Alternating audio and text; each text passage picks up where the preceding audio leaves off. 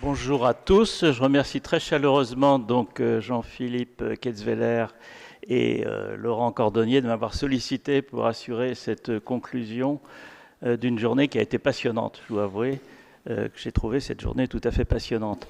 Lorsque la Fondation a demandé à pouvoir bénéficier des locaux de l'Académie de médecine, le conseil d'administration a été unanime et enthousiaste à l'idée que cette séance puisse se tenir ici dans son enceinte.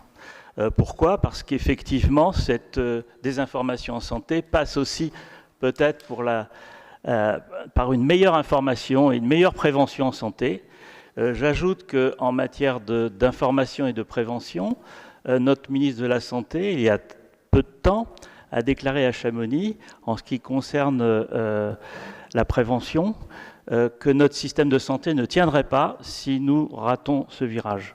Donc c'est un point important que celui de la prévention et de l'information sur laquelle l'Académie travaille au quotidien, vraiment au quotidien.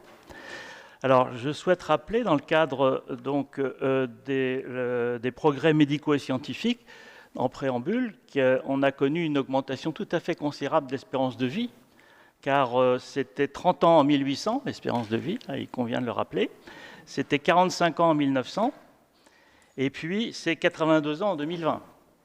Donc les progrès médicaux sont tout à fait considérables si on se réfère à cette augmentation considérable de l'espérance de vie. Il y avait 1000 centenaires en 1970, il y en a 30 000, c'est-à-dire 30 fois plus 50 ans plus tard.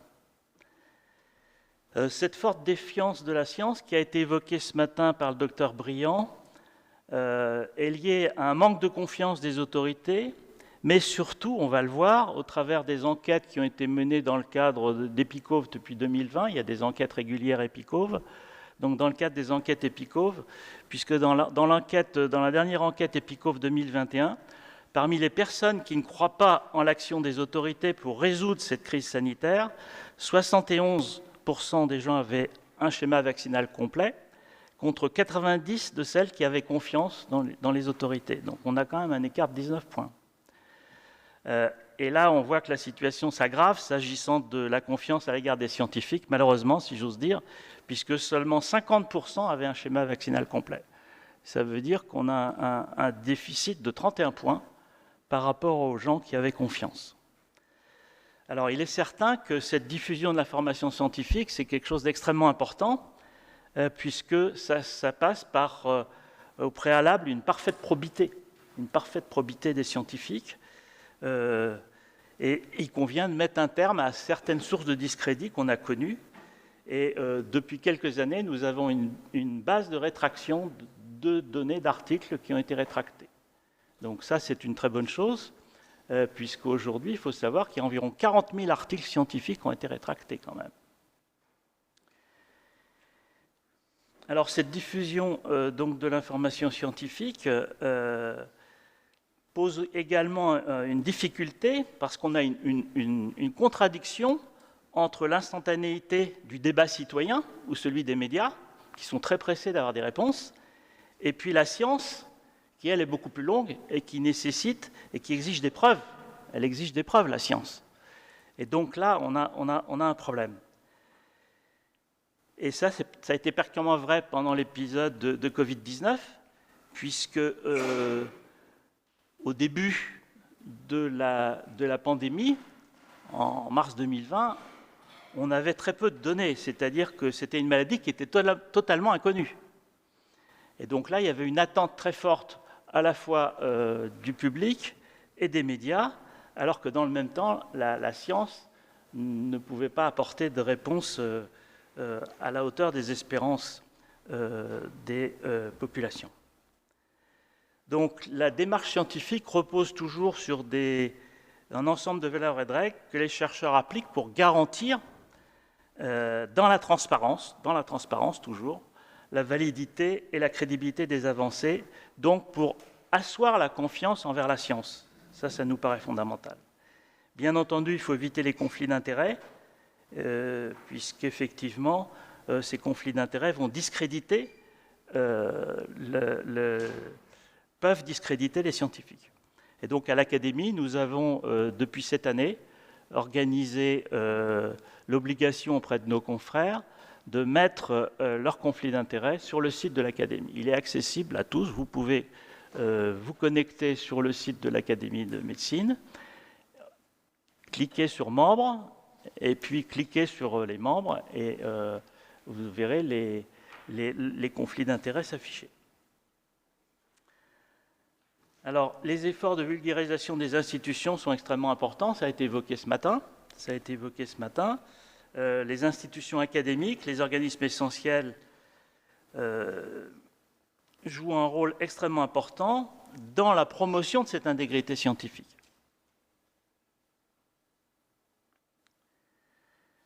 Alors, on a connu à l'occasion de l'épisode de la pandémie de Covid-19 une difficulté majeure qui était que, eu égard à ce besoin d'information rapide, on a un certain nombre de revues qui se sont développées, enfin qui ont développé un système permettant d'effectuer une publication très rapide, et des revues qu'on appelle des revues prédatrices, qui ne respectent pas les critères d'intégrité éditoriale internationale. Donc ça a été une difficulté majeure. La diffusion de cette information scientifique, on l'a vu ce matin et au cours de la journée, se heurte à un certain nombre d'obstacles. Je souhaitais quand même évoquer la carence éducative, et ça a été soulevé à de nombreuses reprises par un colloque qui s'est tenu l'an dernier à l'Académie de médecine avec l'Académie des sciences et l'Office parlementaire d'évaluation des choix scientifiques et technologiques, qui mettait en évidence le fait que l'enseignement des mathématiques et des sciences en particulier n'a pas l'importance nationale qu'il mérite. Le second obstacle, c'est le manque de culture d'un certain nombre de nos concitoyens, puisqu'un sondage de l'Institut français d'opinion publique d'août 2022 montrait que seulement 20% des sondés estimaient avoir une culture scientifique satisfaisante. Et ils étaient 40% à reconnaître avoir des lacunes. Alors face à ça, on a, et ça a été évoqué à plusieurs reprises, les réseaux sociaux, les forums, les communautés en ligne, qui sont de formidables vecteurs de diffusion, mais aussi c'est une arme à double tranchant. Ça a été évoqué, bien entendu, parce qu'on a un gigantesque réseau, il y a une très grande instantanéité, et puis on a parfois un effet délétère si on diffuse de fausses informations, parce que c'est vrai que les internautes, ils ont tendance à partager du contenu qui suscite des émotions fortes ou qui met en avance le risque ou le danger, même si c'est faux, même si ce n'est pas vérifié. Et donc là, c'est une difficulté majeure à laquelle on est confronté, et c'est l'asymétrie du risque qui a été évoquée par mon collègue Gérald Bronner tout à l'heure. Cette information médicale en particulier, et ça a été évoqué par Laurent Cordonnier tout à l'heure, est réalisée au travers de plateformes. Alors, ça venait d'être évoqué au travers de certaines questions. C'est la pression qu'on peut exercer sur les plateformes. Et effectivement, il faut que la pression soit forte pour que les plateformes acceptent de réagir. Je prends un exemple. En janvier 2022, 80 organes de presse et organismes spécialisés ont enjoint YouTube, janvier 2022, de lutter contre la désinformation galopante, car c'est l'un des principaux vecteurs de désinformation en ligne dans le monde, par la diffusion des messages qui font prospérer de fausses informations, des théories irrationnelles, des opinions déguisées en science, voire des croyances conspirationnistes. Alors, il faut savoir effectivement que les algorithmes de ces réseaux montrent du contenu qui est toujours axé sur le comportement en ligne de l'internaute. C'est-à-dire qu'il a un certain comportement, il pose certaines questions, eh bien, les algorithmes vont avoir tendance à le conforter dans son comportement, si j'ose dire. Et donc là, on est janvier 2022, et c'est seulement le 15 août 2023, donc cette année, que YouTube a accepté de renforcer sa politique de lutte contre la désinformation médicale et qu'elle a accepté de supprimer les vidéos qui contredisaient les recommandations officielles sur la prévention et la transmission des maladies, l'efficacité des vaccins et les traitements efficaces.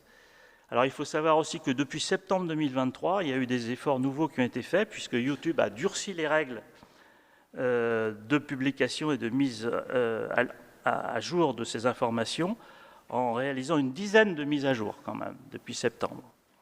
avec un affichage en priorité des informations médicales qui permettent d'afficher les organismes officiels de préférence, avec également une modération par des professionnels de santé triés sur le volet qui a été mise en place.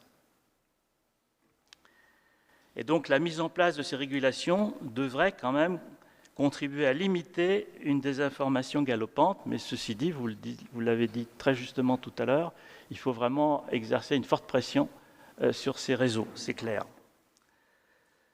Alors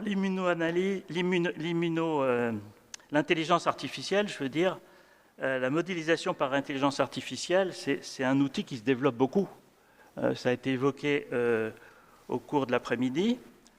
Et je voulais prendre un exemple, puisque c'est une première mondiale qui a été réalisée par des Lyonnais, où ils ont réalisé en intelligence artificielle un essai médicamenteux de phase 3 sur un anticancéreux, qui a nécessité 1 mois de travail seulement, en utilisant des jumeaux numériques, 5000 jumeaux numériques. Et les résultats obtenus étaient comparables à l'essai traditionnel qui a mis 3 ans. Donc c'est une première mondiale, c'est tout à fait intéressant. Donc ce colloque sur la désinformation en santé a été tout à fait passionnant, avec de riches échanges, une participation nombreuse, qui est restée encore nombreuse jusqu'à une heure avancée de la journée. Merci aux organisateurs, merci aux orateurs. Il vise à éviter un retour vers l'obscurantisme, comme le décrit Catherine Bréchignac dans son livre récent. Je vous remercie de votre attention.